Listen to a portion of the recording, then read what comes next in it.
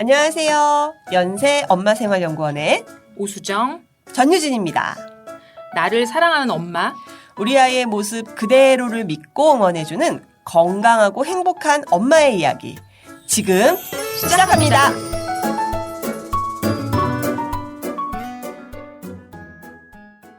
네, 에릭슨이라는 학자가 말하기를 인간은 일평생 발달을 하고 각 시기마다 해야 할 인생의 과업이 있다고 하죠. 그 과업들을 잘 수행해 나가면 다음 단계로 무사히 지나갈 거고, 그렇지 못하면 그 다음 단계로 나가는 데 있어서 삐그덕거릴 수밖에 없다. 이런 얘기를 했어요. 다시 말하면 우리 인간은 살아가면서 그때그때 중요한 그 핵심적인 가치를 달성했는지에 따라서 잘 발달하고 있는지 잘 살아가고 있는지 이걸 가늠할 수 있다. 이런 얘기였습니다. 우리도 지금 우리 나이에 맞는 숙제를 하고 있다는 얘기인데요. 이제 초등학생, 학년기 아이들 이야기를 좀 해볼까요? 이때는 정말 열심히 살아봐야 됩니다. 내가 좋아하는 그 뭔가를 아주 열심히 근면하게 몰입해보고 그리고 거기서 오는 그 뿌듯함을 맛보는 거, 그게 무엇보다 중요한데요. 그런 과정을 적절하게 하지 못한다면 뭘 해도 스스로 자신감을 얻긴 좀 힘들고 오히려 열등감을 경험할 수도 있어요. 네, 여기까지 들으신 분들 그래, 맞아, 그렇지, 열심히 살아야지. 학생이니까 열심히 공부해야지. 놀긴 뭘 놀아. 이제까지 실컷 놀았으면 됐잖아. 자, 이제 공부 좀 하자. 학생은 공부를 해야 되는 거야. 너도 이제 좀 하기 싫지만 공부도 하고 학원 가서 수학 문제도 풀고 옆집 누구 봐라. 얼마나 열심히 하니. 이렇게 열심히 하는 해도 길러야 한다잖아. 이렇게 오해하시면 안 되고요. 자, 저희 얘기 좀 더 들어보세요. 채널 고정하셔야 됩니다. 네, 초등학교 시기에는 여하튼 열심히 사는 게 중요한데, 자, 그럼 여기서부터 생각해 봐야 될 게 있어요. 뭐에 그렇게 열심히 할 것인가? 이 부분에 대해서 부모님들이 정말 잘 생각해 봐야 되는데요. 그냥 엄마가 하라는 거를 열심히 고단하게 사는 거, 그게 중요한 게 아니라 내가 하고픈 일에 열심히 근면성실하게 뭔가를 해본 경험, 이게 중요하기 때문인데요. 여기서부터 한국의 모든 초등학생들에게 위로를 보내고 싶어집니다. 네, 그 이유 다 아시겠지만 아이들이 열심히 하고 싶어하는 것과 엄마가 열심히 하길 바라는 분야, 이게 다르다는 데 있죠. 오늘은 말 그대로 동상이몽격인 대한민국의 이 현실에서 고행길을 자처하시는 엄마, 그리고 자처하지 않은 그 고행길을 걷느라 힘든 아이들, 이거에 대해서 좀 같이 생각해 보려고 합니다. 네, 그래서 오늘은 저희와 함께 이야기를 나눌 분이 이 자리에 오셨습니다. 아이가 열심히 하고픈 것을 열심히 할 수 있게 해주시고 그러면서 아이 스스로 근면 성실을 경험해 볼 수 있게 도와주신 분이 계셔서 오늘 저희가 이 자리에 초대했는데요. 지금 번역가로 활동하고 계시고 아이들과 열심히 무언가를 끊임없이 하시는 번역가 김문주 어머님 모셨습니다. 안녕하세요. 안녕하세요. 안녕하세요. 네, 나와주셔서 감사합니다. 화려하진 않지만 꾸준히 활동하고 있는 번역가이자 명탐정 코난 덕후인 6학년 형아, 그리고 체스 덕후인 3학년 남동생, 이렇게 반인반수 형제를 키우고 있는 김문주입니다. 네. 와주셔서 굉장히 감사합니다. 자, 어머님, 저희가 좀 멋진 소개를 해드렸는데, 어머님, 오늘 저희가 이 자리에 왜 초대했는지 혹시 좀 짐작이 가시나요? 글쎄요. 동네 소문난 찐천재도 아니고 재능 부자도 아니고 그렇다고 친구가 엄청 많은 인싸나 의젓한 모범생도 아니고 그냥 흔히 볼 수 있는 옆집 철수 같은 애들이지만 근데 자기만의 색깔이 확실하고 관심사에 끝까지 파고들 줄 아는 좀 덕후력 충만한 애들이 저희 집에 살고 있거든요. 그냥 이런 애들도 있다 하는 이야기를 나누고자 이 자리에 초대받은 것 같습니다. 네, 지금 그렇게 굉장히 좀 위트 있는 그 겸손의 말씀을 해주셨는데 사실 이제 어머님을 이 자리에 모신 이유가 있어요. 제가 생각하기에 그 아이들이 열심히 하고 싶은 것, 그게 이제 어머니가 좀 많이 맞춰주시는 것 같아요. 그래서 아까 전에 좀 말씀드렸죠. 지금 한국의 초등학생들이 너무 안 된 이유가 이 아이들이 근면 성실하고 싶은 것과 어머니가 근면 성실하길 바라는 것이 달라서 너무 이렇게 힘든데 지금 오신 어머니의 아이들은 그런 부분에서 엄마랑 좀 합이 좀 잘 맞고 그리고 아이들이 이 시기에 해야 되는 그 인생의 숙제, 자율적으로 주도적으로 근면 성실하게 뭔가에 열심히 하는 몰입하는 거 그거를 좀 할 수 있게 해주시는 것 같아서 그렇게 해서 모셨는데요. 먼저 이제 어머님 댁의 아이들, 흔히 말하는 엄친아, 옆집 아이들, 대체 어떤 아이들이었나 궁금하실 텐데, 어머니가 생각하시기에 우리 아이들 어떤 아이들이었을까요? 제가 엄친아라고 하니까 제가 이거 약간 민망하긴 한데 그냥 정말 그냥 그 옆집 사는 저희 아이들은 우선 아기였을 때는 예민해가지고 밥도 잘 안 먹고 잠도 잘 안 자고 또 뭐 옷도 이건 안 입겠다 저건 안 입겠다 뭐 그런 애들이었는데요. 그래서 막 발끝에 뭐 묻는 것도 싫어가지고 수영장 놀러 가면 수건 깔아달라고 그래서 그것만 따라서 걷고 막 이랬던 기억이 나요. 그래서 그리고 낯선 환경 가면 적응을 하려면 또 관찰하는 시간이 엄청 오래 걸리고 좀 예민해서 힘들다 싶은 애들이었는데 이제 자유롭게 놀이하는 유치원에 다니면서 선생님 친구들과 함께 자연 속에서 충분히 뛰어놀고 또 자기가 놀이를 골라서 할 수 있는 시간도 많이 갖고 그런 시간을 보냈어요. 그래서 흙도 파고 물에도 젖고 뭐 낙엽 위에서 구르고 바위에서 뛰어내리고 뭐 이러면서 예민한 감각을 많이 다스릴 줄 알게 되고 과감해졌어요. 그리고 자기 몸을 어떻게 움직여야 안전한지 아니면 재밌는지 이런 거를 알게 되더라고요. 그러다 보면 또 자신감도 생기고요. 그래서 그 시기에 제가 이게 놀이가 애들한테는 이래서 중요하구나 하는 걸 좀 확신하게 됐고요. 그리고 또 한편으로는 유치원 시절에 친구들과 어울리면서 자기 취향을 찾아가던 시기였던 것 같아요. 물론 그때 이미 이제 자기 취향이 확고한 친구들이 있어요. 뭐 자동차라면 정말 환장하는 애들도 있고 하이에나만 파는 애들도 있고 이미 그런 애들도 있는데 저희 애들도 이제 뭐 공룡도 좋아하고 로봇 좋아하고 뭐 레고 좋아하고 이런 거 다 지나면서 또 다른 친구들이 좋아하는 게 뭔지 서로 이야기를 나누며 관심사도 넓히고 또 딴 친구들이 하는 거 보면서 그 관심사를 대하는 방법, 그러니까 예를 들어 책을 읽는다든지, 뭐 재활용 그 쓰레기를 갖고 와서 몸을 만들다든지, 어딜 여행 가든 그런 방법을 배웠던 시기인 것 같아요. 제가 이제 어머님이 쭉 얘기해 주신 거를 들으면서 지금 이 방송을 듣고 계시는 영유아 어머님들께 조금 한 가지 짚고 넘어가면 좋을 것 같아서 좀 얘기를 드리면요. 일단 처음에 지금은 이제 다 지나간 일이어서 굉장히 이제 웃으시면서 얘기하지만 상상 한번 해보세요. 아이가 모래는 밟지도 않아. 수영장 가면 수건 위를 걷겠다. 상상을 한번 해보세요. 만약에 지금 3살인 아이, 우리 아이가 그런 모습이면 굉장히 걱정을 많이 하시는데 어쨌든 그런 시간들이 이렇게 지나가고 아까 중간에 그런 얘기 하셨어요. 그래서 그냥 편안하게 자연스럽게 할 수 있는 모래, 인위적인 공간이 아니라 그런 곳, 물에서 그냥 놀고 네가 뭔가 준비됐을 때 하게 좀 도와주는, 기다려주는 그런 곳에서 아이가 생활하고 이런 경험들을 계속 하고 있으면 결국 이렇게 아이가 스스로 커나갈 수 있다는 얘기를 굉장히 담담하게 해주셨는데 이 부분을 좀 지금 들으시는 영유아 부모님들이 계시면 잘 새겨 들으시면 좋을 것 같고요. 제가 그때 그 아이들 기억납니다. 전선생님 기억나시죠? 그 자동차 놀이를 내도록 했던 그 아이들 저희 반이었는데 제가 얘기를 길게 해서 죄송합니다만 아주 기억이 나는데 그 아이들이 늘 하는 게 어쨌든 차를 만드는 거였는데 테마가 있어요. 한 번은 쓰레기차, 한 번은 캠핑차. 굉장히 많은 차를 만드는데 그 안에서 굉장히 놀이가 좀 다져지는 모습들이 보여요. 그러니까 그런 긴 시간들을 어떤 분들은 왜 1년 내내 차만 가지고 노나요? 할 수도 있겠지만 그 트리오 그 3분의 어머님들은 그러지 않으셨어요.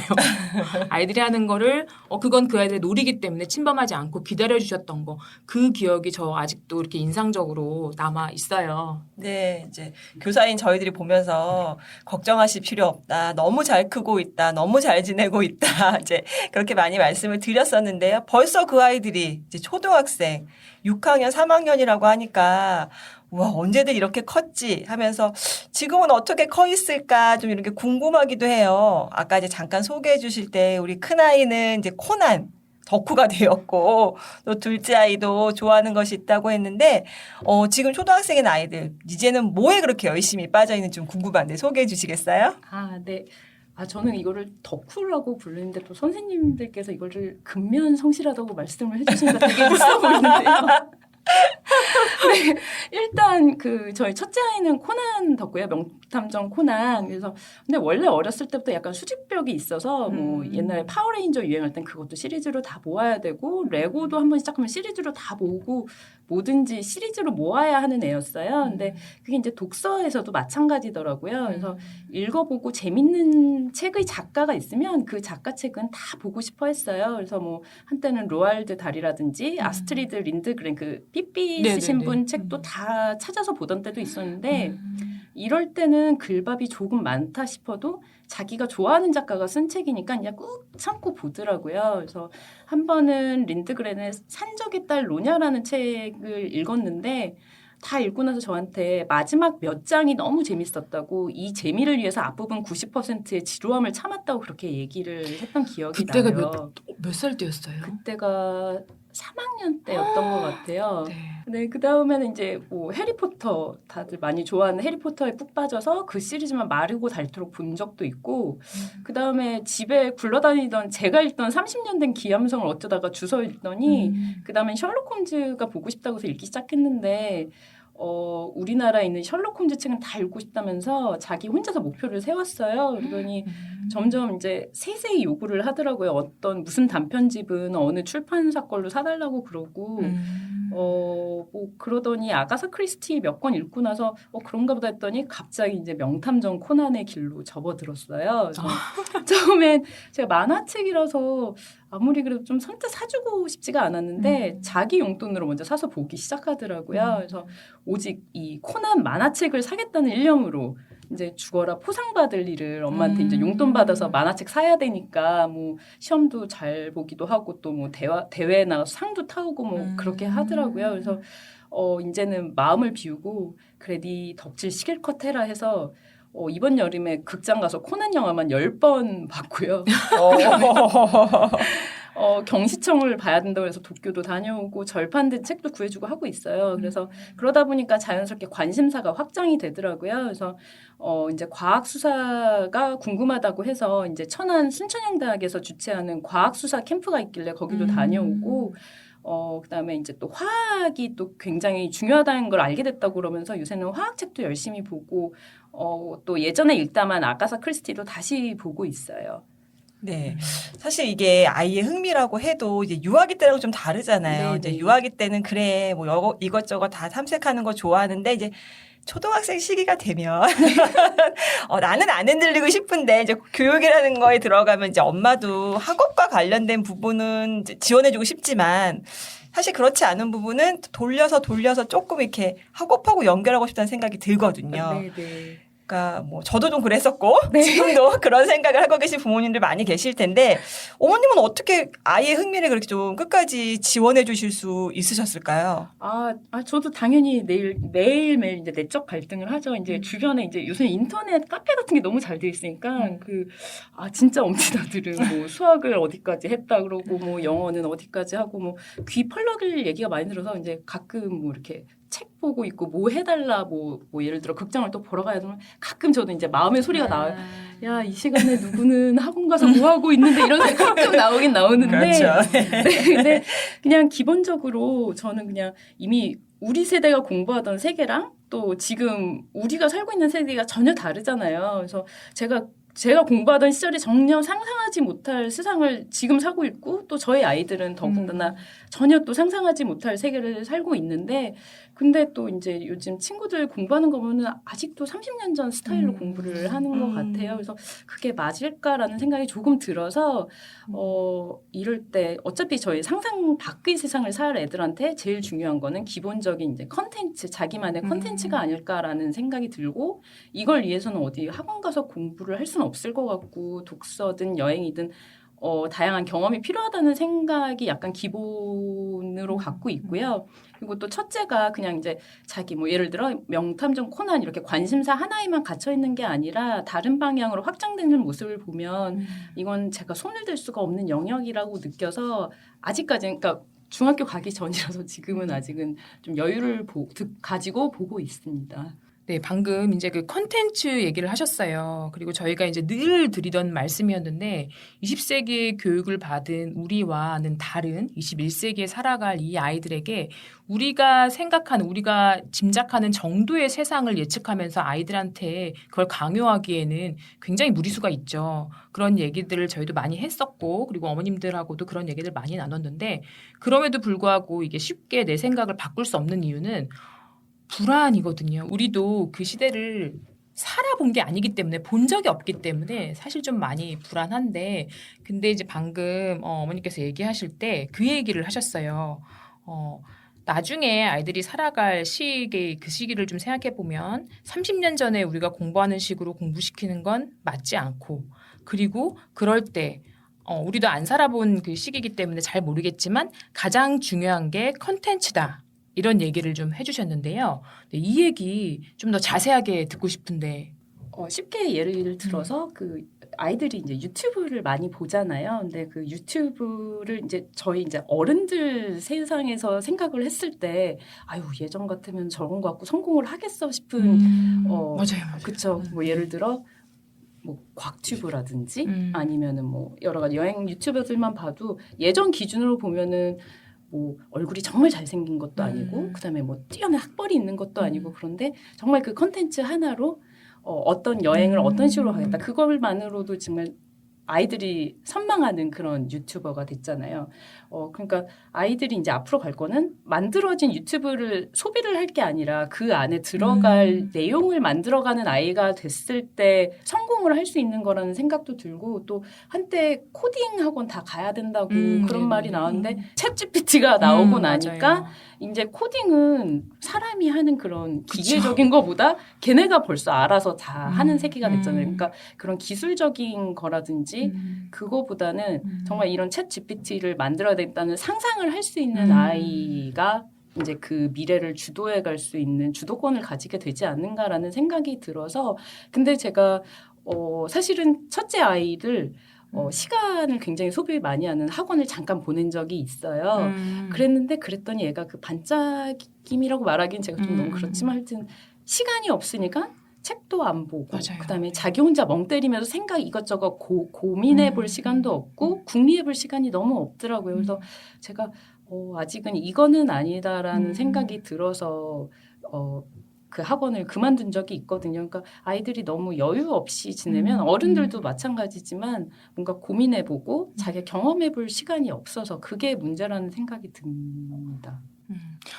네, 되게 중요한 얘기 해주신 것 같아요. 진짜 그냥 남들을 쫓아가면서 그게 어떻게 쓰일지도 모르는데 우리가 막 그런 거에 매진하고 있다는 얘기들을 진지게 서양의 석학들이 한국의 아이들을 보면서 얘기를 했어요. 근데 그 부분에 대해서 알긴 알겠는데 동의할 수 없었던 것들을 실제 어머님이 고민하시면서, 그리고 현실이 지금 이렇게 좀 세상이 좀 바뀌는 것까지 이제 고민을 해보시면서 우리 아이가 한테 중요한 거는 단순한 기술, 어디까지가 단순한 건지 잘 모르겠지만 단순한 기술에 얽매이는 게 아니라 그 아이가 뭔가를, 그 아이의 생각을 창출해내는 거, 이게 되게 중요하다는 생각을 하셨다는 거, 이 부분 좀 같이 들으시는 분들하고 같이 좀 얘기 좀 더 해보고 싶었습니다. 네.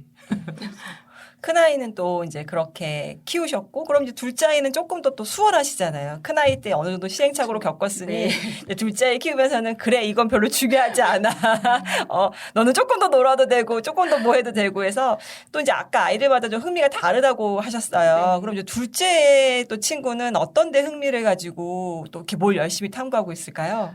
네, 사실 예전에는 둘째가 형에 비하면 무슨 취향이 확고하다든지 뭔가 꼭 수집해야 된다든지 그런 부분은 없다고 생각을 했어요. 게다가 이제 모든 분들이 그렇지만 둘째는 뭘 해도 예쁘거든요. 그렇죠. 그래서 뭐 아유 애기가 뭐 이런 것까지 뭐 맞아. 이런 좀 그런 게 있긴 있는데 그리고 또 둘째가 둘째 다 그런 것 같은데 형아 하는 것도 다 좋아 보이고 형아는 다 잘하는 것 같고, 근데 또 첫째는 첫째대로 둘째가 자기 따라하면 뭐 질색을 하고 뭐 이런 게 있어가지고 이제 엄마로서 둘째는 형아랑은 좀 다른 취미라든지 자기만의 분야가 있어야 될 것 같다라는 생각을 항상 하고 있었어요. 근데 이제 첫째가 학원 간 사이에 형을 기다리면서 둘째가 너무 좀 무료해 보이는 거예요. 그래서 이거 이 시간에 뭔가 할 수 있는 게 없을까 하고 또 찾아보다가 체스 학원이라는 게 있다는 걸 우연히 알게 됐어요. 근데 이제 유치원 다니면서 7살 때 유치원에서 배웠거든요. 네네네. 체스 두는 법을. 그래서 그때 친구들이랑 재밌게 뒀던 기억도 나고 또 할머니랑 오목 같은 거 다이아몬드 게임 이런 거 할 때 제일 좋아하거든요. 그래서 네. 아, 이런 거 하면은 좀 재밌을 테니까 한번 가보자 하고 갔어요. 근데 이제 운이 좋게 또 좋은 선생님도 만났지만 그 과정에서 이제 같은 관심사를 가진 친구들과 함께 한다는 게 큰 도움이 됐더라고요. 그래서 이제 잘하는 형아들한테서는 이제 그 체스 게임에 임하는 자세부터 전략까지 이제 보고 배우는 게 있고 또 실력이 비슷한 친구들끼리는 이제 경쟁 관계이기도 하지만 또 서로 조언도 하고 뭐 그렇게 하더라고요. 그래서 그러다 보면 이제 더 좋아지고 더 재밌어지고 그렇게 되나 봐요. 그래서 이렇게 본인이 몰입을 하고 싶다고 하는 이제 대상이 생겼는데 제가 그 몰입의 힘이 되게 대단하다 생각한 게 체스도 이제 그냥 보드게임이 아니고 이제 스포츠로 분류가 되거든요. 그래서 네. 그냥 이렇게 재밌게만 이렇게 하는 게 아니라 복잡한 전략은 또 그 수를 다 외워야 되고 어려운 문제도 풀어봐야 되고 하는데 이제 자기가 좋아하는 걸 하다 보니까 그 과정을 다 꾹 참고 견디고 또 안 풀린 문제는 다음날 아침에 일어나서 또 고민을 하고 그런 모습을 봤어요. 그래서 그리고 학원에 가도 이제 정해진 수업 시간이 이제 학원이다 보니까 있는데 끝나도 애들이 집에 갈 생각이 없더라고요. 그리고 계속 거기 앉아서 자기들끼리 이건 이렇게 했어야 되네 뭐 이런 얘기도 하고 또 체스 시합장을 가도 시합과 시합 사이에 쉬는 시간이 있는데 그때 쉴 것 같은데 또 애들이 또 그때 그 와중에 또 체스를 해요. 그러니까요. 되게 열심히 살아가고 싶은 아이들이니까요. 그리고 또 둘째가 낯을 굉장히 가리는 애인데 체스 대회 가면 모르는 애한테도 이제 스스럼 없이 말을 걸더라고요. 너는 뭐 체스한 지 얼마 됐니? 뭐 이런 얘기를 하면서 근데 이게 자기가 정말 좋아하는 일이니까 이게 가능하구나 싶더라고요. 그래서 이제 대회도 이제 가끔 나가는데 한 번은 시합이 끝나고 나오는데 얼굴이 너무 밝은 거예요. 그래서 저도 모르게 또 이겼어? 물어봤는데 근데 아니 졌는데 잘하는 누나 상대로 끝까지 버티다가 진 게 너무 자랑스러워 이렇게 대답을 하더라고요. 좀 박수 쳐주고 싶다 진짜. 그래서 아이와 늘 이제 대회 같은 거 가기 전에 야 우리는 초심을 잃으면 안 돼. 졌어도 정말 잘 싸운 게 그게 중요해. 이렇게 하면서 가는데 사실 이거는 아이보다도 제가 더 다짐해야 될 부분 같아요. 이제 엄마는 이제 학원비도 내고 맞아요. 또 이제 뭐 어디 경기장 데려다 주고 뭐 기다리고 이런 시간이 있으니까 좀 이왕이면 잘해줬으면 좋겠다라는 마음이 들 때가 있거든요. 근데 요새 또 그러니까 둘째랑 차 안에서 주로 체스 얘기를 많이 해요. 이제 어디 왔다 갔다 하면서. 근데 제가 잘 못 알아듣고 할 때도 있지만 그때도 이제 최대한 흥미를 가지고 듣고 또 이제 질문도 성의 있게 하려고 영혼 없이 안 하려고 노력도 하고. 영혼 없이. 또 이제 체스 관련한 뉴스라든지 뭐 재밌는 그런 인터넷 돌아다니는 밈 같은 것도 제가 이제 좀 알아놨다가 알려주기도 하고 이제 아이와 대화할 거리가 있는 게 다행이라고 생각을 하고 있어요. 네.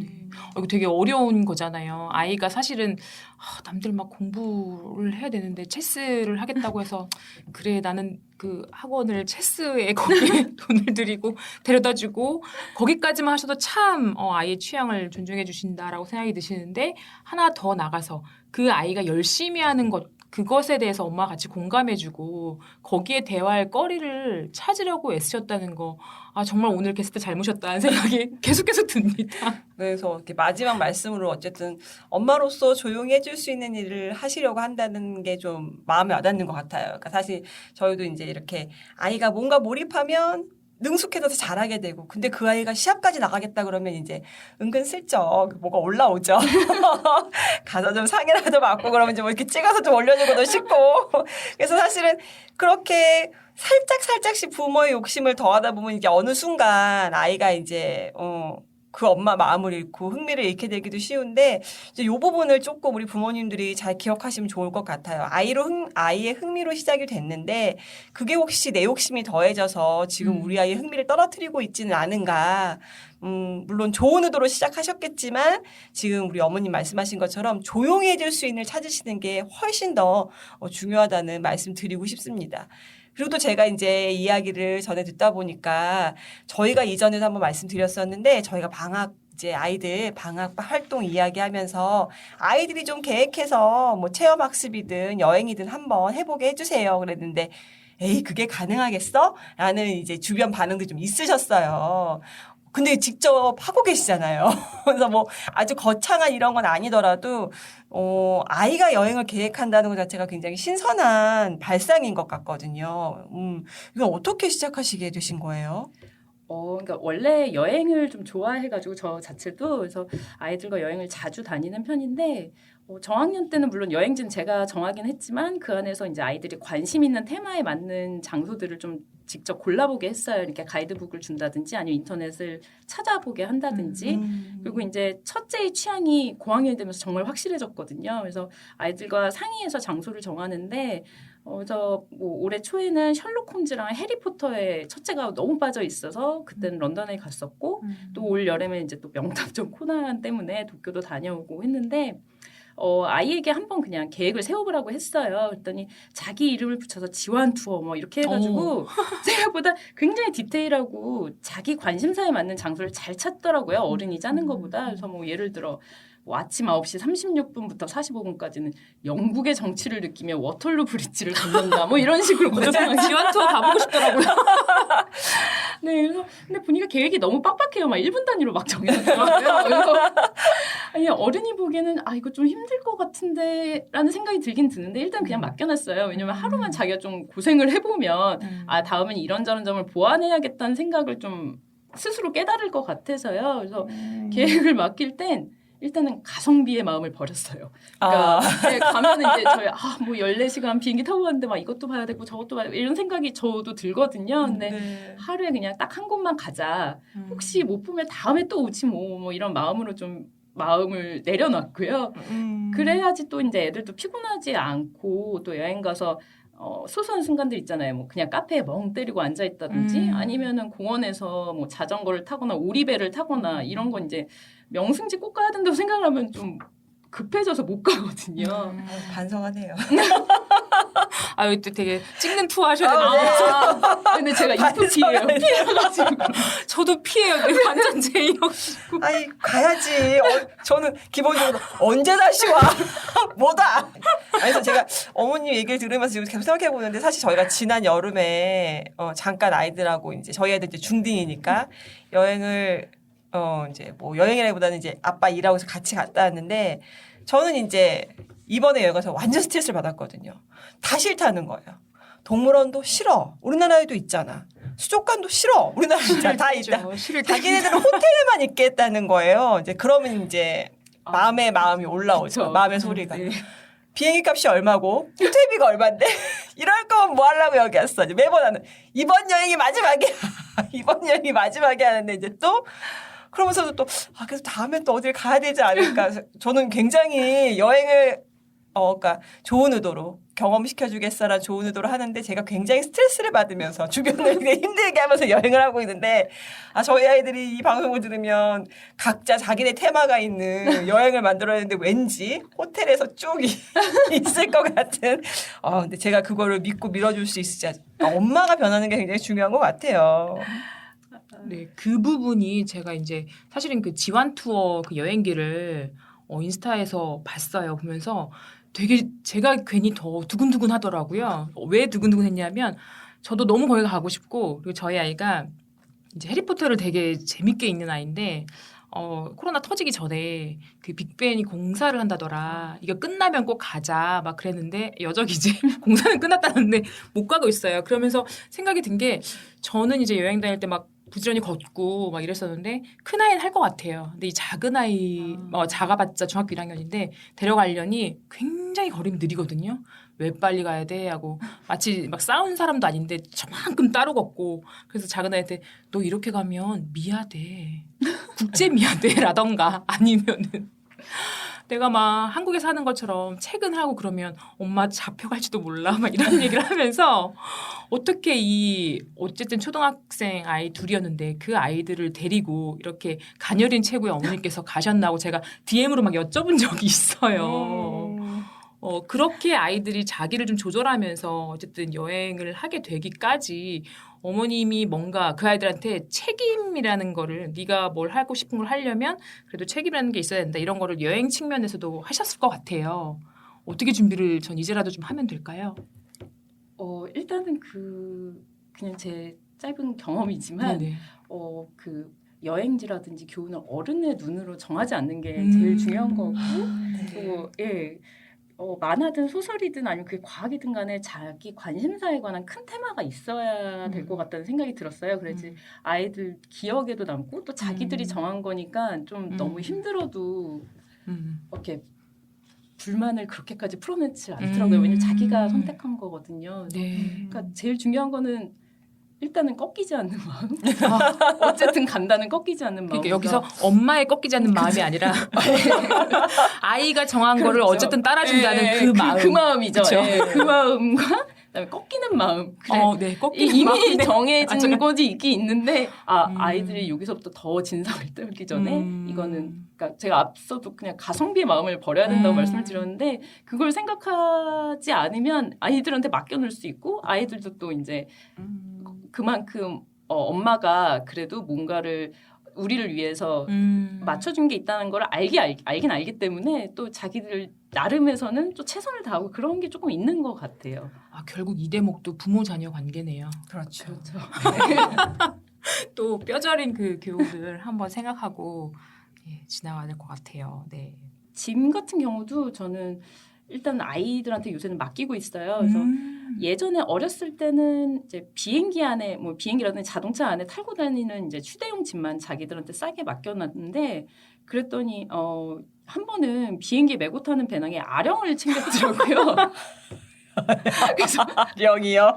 보안 검사에서 저게 뭐냐며 그 검사하시는 분이 꺼내보라고 그래서 뺏긴 적도 있고 또 요새는 이제 전체 뭐 옷까지 뭐 다 싸게 만드니까 이제는 뭐 일주일 내내 같은 옷만 입고 있다든지 아니면 뭐 더워 죽겠는데 긴팔만 입고 있다든지 이런 적도 있어요. 근데 처음엔 이거 넣어라 저거 빼라 하면서 싸웠어요. 근데 그렇게 싸워가지고 싼 짐은 그 다음 짐에 반영이 안 되더라고요. 네. 그래서 이제는 어차피 불편한 건 자기니까 정말 죽을 것 같은 일이 생기지 않는 한 일단 자기한테 맡겨두고 그래서 뭐 상간 오지에 가지 않는 이상 뭘 안 싸가도 사실은 돈으로 해결이 그쵸. 되거든요. 네. 가서 사면 되고 또 네네. 불편한 거는 자기들이 겪어야 되고 또 불편함을 겪어야지 자기들이 다음에는 이거는 어떻게 해야겠다. 이건 챙겨야겠다. 말아야겠다. 그런 게 생기는 거 있어서 일단은 그냥 맡겨두고 있습니다. 제가 이 대목에서 좀 더 얘기를 좀 하고 싶은 게 있는데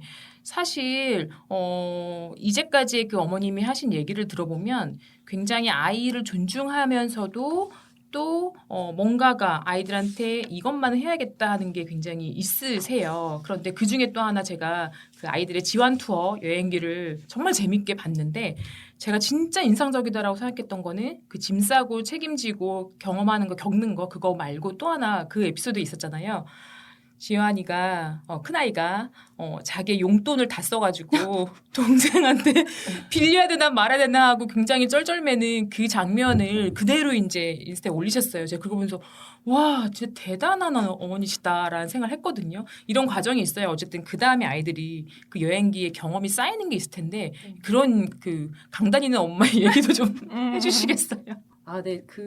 이 런던 가기 전에 첫째가 돈을 좀 많이 모았어요. 자기 가가지고 뭐 해리포터 무슨 뭐지 지팡이도 사야 되고 무슨 뭐 셜록 홈즈 모자도 사야 되고 사고 싶은 게 많더라고요. 그래서 이미 여행 가기 전에 뭐 엄마나 할머니나 삼촌 이모 이렇게 심부름 있으면 그것도 막 자기가 자처해서 하고 막 심부름비 받고 뭐 이런 식으로 모아서 갔는데 역시나 이제 견물생심이잖아요. 런던 가서 뭐 해리포터 스튜디오도 가고 셜록 홈즈 박물관도 가고 했더니 흥청망청 막 신이 났어요. 막 눈이 돌아와서 막 샀어요. 그랬더니 한 5일째 되는 날 이제 돈이 다 떨어졌겠죠? 그래서 이제 얘가 고민을 하더니 근데 또 동생은 둘째는 또 좀 야무져가지고 웬만한데 돈을 잘 안 써요. 둘째들이 원래 좀 야무진 면이 있어서 그러니까 동생은 아직 여비가 많이 남았단 말이에요. 그래서 동생한테 얼마만 좀 빌려달라 대출증을 자기가 막 쓰더라고요. 네. 언제까지 얼마 해서 몇 파운드를 빌리는데 환율이 지금 얼마니까 서울 가서 얼마로 갚겠다. 이렇게 했더니 동생이 거기다가 내 대답은 X야. 이렇게 해서 딱 그거 보고 내 대답은 X야. 네, 거절당했어요. 대출을 거절당하셨는데 그래서 저도 조금 약간 고민을 했어요. 그러니까 어쨌든 멀리 왔고 제가 뭐 아예 다음에 또 오면 되지 뭐 이런 식으로 나오긴 했지만 또 이게 말이 그렇지 언제 또 올지는 사실은 모르는 맞아요. 거잖아요. 그래서 이거를 줄까 말까 고민을 하다가 너무 얼굴이 짠해 보여서 아직도 사고 싶은 건 많은 아이인데 그래서 그러면 엄마가 얼마를 빌려줄 테니 대신 이거는 한국 가서 네가 용돈에서도 매달 얼마씩 차감을 하고 우와. 그다음에 엄마 뭐 심부름이라든지 어른들 심부름 열심히 해서 심부름값도 걸고 해서 갚아라 해가지고 그냥 그 상황을 적당히 이렇게 무마시킨 적이 있는데 제가 그렇게 했던 이유는 제가 회사 생활을 하면서 이제 다양한 환경에서 자란 친구들을 많이 만나고 얘기도 많이 했는데 한 친구가 얘기를 하는데 자기 대학교 다닐 때 걔네 집이 삼형제였는데 용돈을 딱 30만 원씩만 주셨대요. 그 부모님이. 그래서 그 30만 원을 다 쓰고 나면 정말 무슨 일이 있어도 주지를 않으셨대요.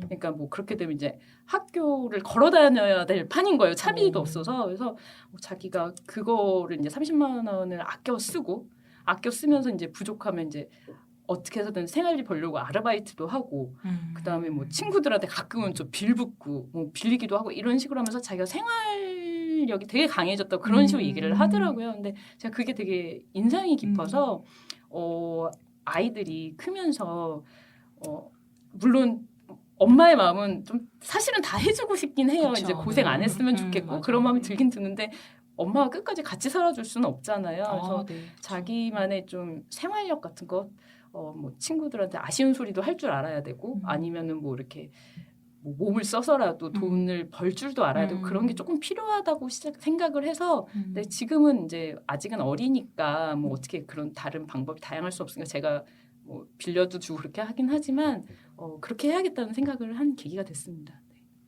네, 되게 멋있으세요. 사실 이제 이 얘기를 좀 이렇게 길게 했냐면 어머님들이 계속 아이 키우면서 힘들다라고 생각하는 그 맥락이 뭐냐면 아이가 사실 겪으면서 해 나가야 될 그 부분까지 내가 다 감당하고 우리 아이는 꽃길만 걷게 하련다 이 마음 때문에 사실 아이들한테 너무 많은 것을 이제 통제하고 또 너무 많은 것을 수습도 해주시고 그러다 보니까 결국 아이들은 스스로 해나가면서 겪을 수 있는 것들마저도 다 이제 기회를 박탈당해서 점점점 더 이제 내 앞에 닥친 그 문제를 해결하는 능력이 사실은 좀 더 떨어지고 어머님들은 어디까지 이제 해야 될까 막 이런 고민이 나중에 이제 버거워서 드시는데 초등학교 아이들이지만 이렇게 멀리 나가는 여행 안에서 아이들이 할 수 있는 역할 그리고 아이들이 정할 수 있는 부분 떼어주는 만큼 그 아이들이 책임져야 될 것들 감당해야 될 것들도 연령에 맞게 알려주시려고 하는 이 부모님의 그 가치관이나 그런 교육관이 저는 되게 인상 깊어서 좀 길게 여쭤봤습니다. 네.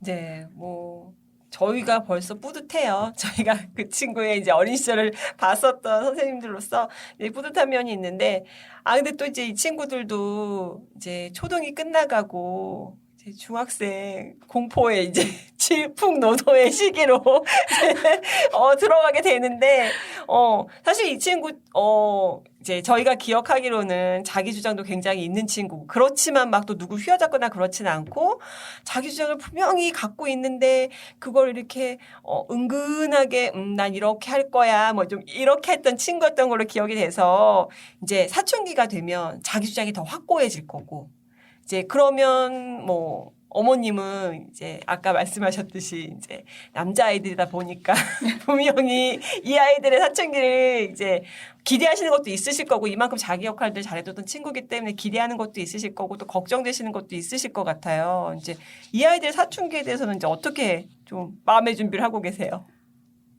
그게 원래도 좀 고집이 있는 아이였는데 이게 나이가 드니까 더 확실해지더라고요. 자기 주장이. 그리고 논리적인 이유가 아니면 설득이 안 되기도 하고 해서 근데 얘기를 나누다 보면 이제 엄마 앞에서 싫어 이러다가도 한참 있다 혼자 납득이 되면 이제 엄마한테 와가지고 엄마 아까는 이랬지만 이제는 이렇게 하면 될 것 같아.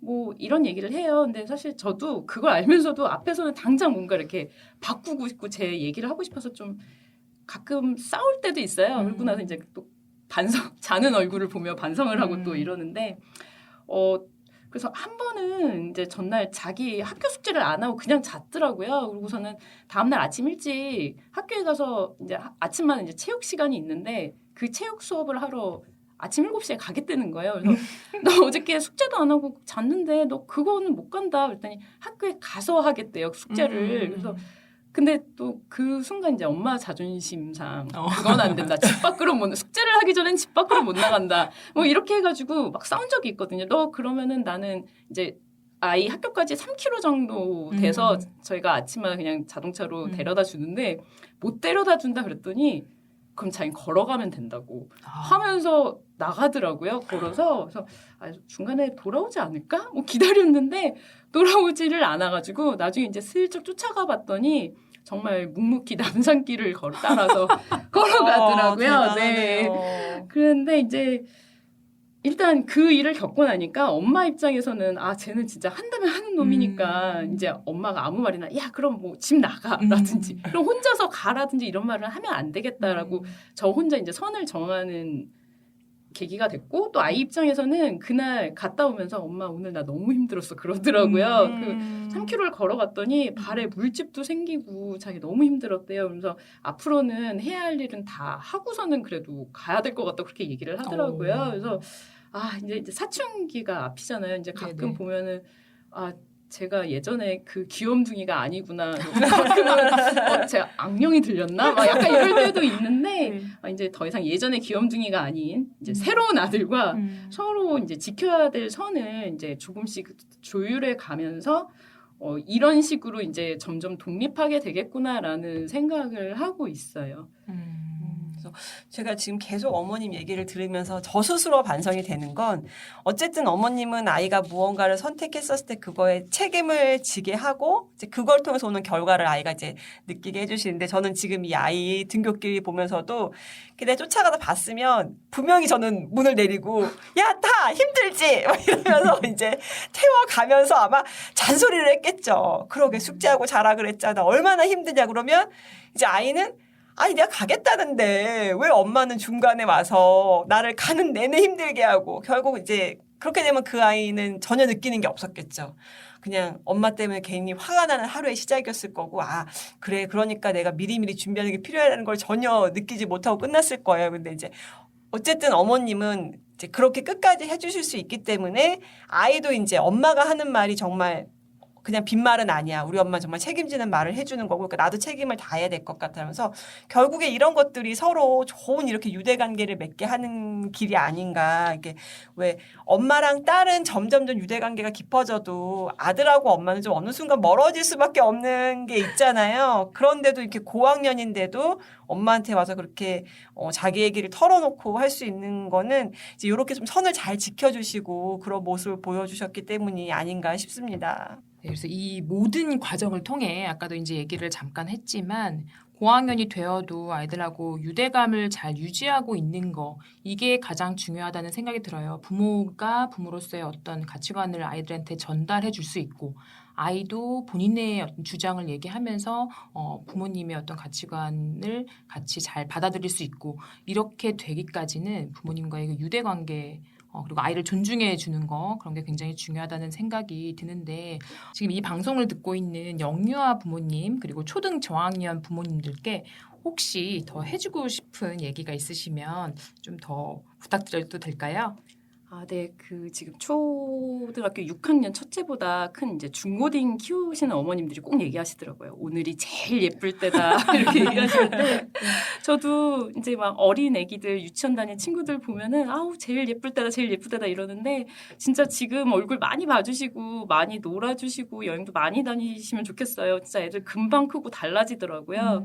그리고 이 말은 제가 항상 이제 마음에 담고 있으려고 하는데 아이들이 유치원 졸업할 때 선생님들께서 해주신 말씀이 있어요. 이제 무리하게 앞에서 끌거나 뒤에서 밀어서 아이들이 이 반짝임을 잃지 않게 해주세요라고 말씀을 하신 적이 있는데 저도 잘 안 돼요 사실은. 근데 항상 잊지 않으려고 노력하는 중입니다. 네, 이제 어머니 말씀을 듣다 보니까 아이를 키우는데 좀 것보다도 아이들 나름의 그 특성을 수용해주고 그리고 아이들과 함께 시간을 좀 많이 보내는 게 중요하다는 생각이 들어요. 그래서 영유아기 때는 좀 아이들이 타고난 특성, 그 아이만의 특성을 좀 부모가 알아주고 수용해주고 아이의 타고난 성향을 내 맘대로 막 바꾸려는 그런 오류 그런 거를 범하지 않았기 때문에 그 아이들이 타고난 성향이 그 아이의 강점으로 지금 발현될 수 있지 않나 하는 생각이 좀 들고요. 그리고 초등학교 시기 오늘의 주제죠. 아이들 아주 열심히 살았는데요. 그 바쁜 일정이 아이가 원하는 게 아니라 어찌 보면 이제 부모님의 욕망, 불안해서 나오는 대비책 이런 것들로 바쁜 게 보낸 거 그런 거라면 좀 안타까운 상황입니다. 진짜 아이들이 열심히 하고 싶어하는 거 그런 것들로 성실하고 바쁘게 보낼 수 있도록 그렇게 해주셨다는 얘기가 가장 중요한 포인트라고 생각이 들어요. 네, 이 방송을 들으시는 분들 중에 초등학생 학년기 자녀가 있다면 한번 꼭 떠올려 보시길 바라겠습니다. 이 시기 아이들 누구보다도 아주 열심히 무언가를 하려고 하죠. 그게 뭔지 좀 마음을 열고 봐주시면 좋겠습니다. 게임이죠. 이렇게 자주 섞인 푸념을 하시는 분이 계시다면 그 아이가 그 게임에 빠지기 전 상황으로 타임머신 타고 잠시 가보시면 좋겠어요. 뭔가가 있었을 거예요. 그걸 못하게 했기 때문에 나도 협상하느라 게임기를 좀 쥐어줬던 건 아닌지 또 아이는 내가 하고 싶은 거에는 더 이상 생각하지 않고 그 순간의 쾌락, 게임에만 열중하게 된 건 아닌지 그 생각을 한번 해보시면 좋겠습니다. 네, 우리 아이들 아직 어리잖아요. 아직 내가 좋아하는 어떤 것을 아주 열심히 근면 성실하게 하고 거기서 작은 성취감을 맛보고 싶어 하기 때문에 늦지 않았습니다. 그걸 찾아주시길 바라겠습니다. 그래야 이 다음 단계로 또 잘 넘어갈 수 있다는 거 이해되시죠? 혹시 설마 이렇게 의심되시는 분이 있으시다면 오늘 방송에 나와서 본인의 이야기를 해주신 우리 김문주 번역가님 이야기 잘 기억하시면 좋겠습니다. 오늘 이야기는 여기까지입니다. 다음 시간에 더 유익하고 재미있는 이야기 들고 오겠습니다. 오쌤, 전쌤과 함께하는 건강하고 행복한 엄마의 이야기. 다음 시간에도 함께해요. 안녕!